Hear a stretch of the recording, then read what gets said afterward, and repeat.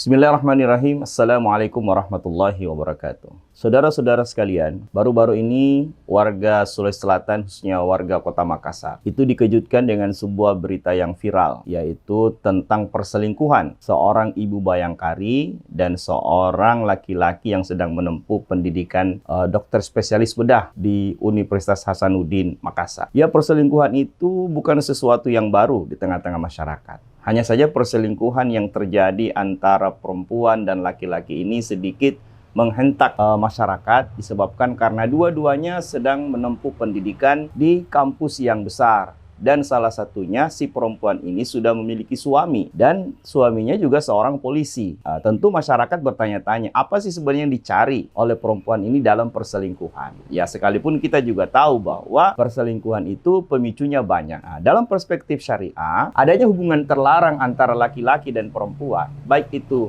sama-sama belum punya pasangan atau masing-masing sudah punya pasangan, itu pertama disebabkan karena adanya kedekatan antara kedua belah pihak. Adanya interaksi atau hubungan yang kemudian tidak ada batas-batas di antara mereka. Persinahan biasanya diawali dengan khalwat. Makanya Rasulullah Shallallahu Alaihi Wasallam itu melarang manusia itu melakukan khalwat. Rasulullah SAW pernah bersabda bahwa berkhalwat atau bersunyi-sunyi dengan perempuan yang tidak disertai dengan mahramnya, itu maka yang ketiganya adalah setan. Nah, ketika Rasulullah SAW mengatakan yang ketiganya adalah setan, maka tentu setan itu tidak mungkin membisikkan atau memotivasi atau mendorong seseorang untuk melakukan kebaikan. Setan pasti mendorong atau memotivasi orang-orang untuk melakukan kejahatan, terutama untuk kemaksiatan. Maka cara pertama untuk terhindar dari perselingkuhan adalah tidak melakukan interaksi atau hubungan laki-laki dan perempuan di luar dari batas-batas kewajaran. Dalam hal ini, pertama,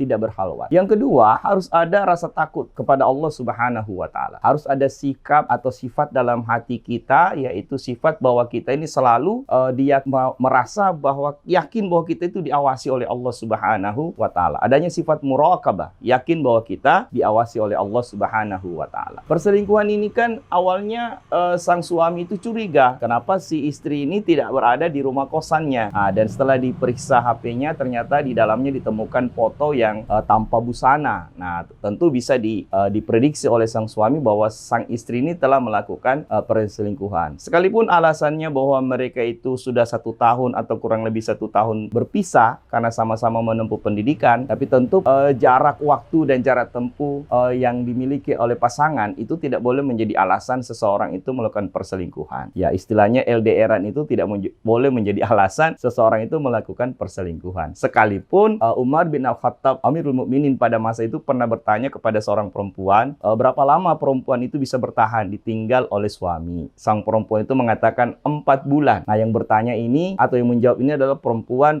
soleha, wanita muslimah. Ya, tentu bisa kita yakin bahwa kalau wanita muslimah yang soleha, yang beriman itu tahannya hanya 4 bulan, yang masa itu juga interaksi antara laki-laki perempuan tidak sebebas dan tidak semudah sekarang, lalu bagaimana dengan perempuan-perempuan yang imannya itu lemah, kebiasaan-kebiasaan hari-harinya juga tidak menjamin sebagai seorang wanita yang soleha, ditambah lagi interaksi antara laki-laki dan perempuan yang begitu mudah dan begitu bebas. Saudara-saudara sekalian, terkhusus bagi pasangan, baik yang berstatus sebagai suami maupun berstatus sebagai istri, maka jagalah kepercayaan pasangannya, jagalah kepercayaan suami, jagalah kepercayaan istri, dan yang kedua, takutlah kepada Allah Subhanahu wa Ta'ala untuk tidak melakukan kemaksiatan atau kemungkaran. Apalagi jika perselingkuhan itu sudah sampai kepada tingkat persinahan. Dalam Islam, perempuan atau laki-laki yang sudah punya pasangan dan kemudian melakukan persinahan, maka hukumannya itu hukuman rajam. Ditanam sampai pinggang, ada yang mengatakan ditanam sampai leher, kemudian dilempari batu sampai mati. Kenapa orang-orang yang sudah punya pasangan yang kemudian berzina itu harus dihukum rajam? Karena menurut fakta yang ada, perselingkuhan itu susah untuk diobati. Orang-orang yang pernah selingkuh, maka besar kemungkinan untuk selingkuh lagi. Tapi tentu kita berharap orang-orang yang pernah selingkuh itu melakukan taubatan nasuha, memohon ampun kepada Allah Subhanahu wa taala dan tidak melakukannya lagi agar kemudian dosa-dosanya diampuni oleh Allah Subhanahu wa taala. Saya kira demikian saudara-saudara sekalian, mudah-mudahan kita semua ini terhindar dari kemaksiatan-kemaksiatan yang besar, bisa menjaga kepercayaan pasangan kita dan kemudian kita bisa takut kepada Allah Subhanahu wa taala sehingga tidak terjerembab dan terjerumus ke dalam kemaksiatan apalagi yang namanya dengan persinahan atau perselingkuhan. Wabillahi taufiq wal hidayah. Wassalamualaikum warahmatullahi wabarakatuh.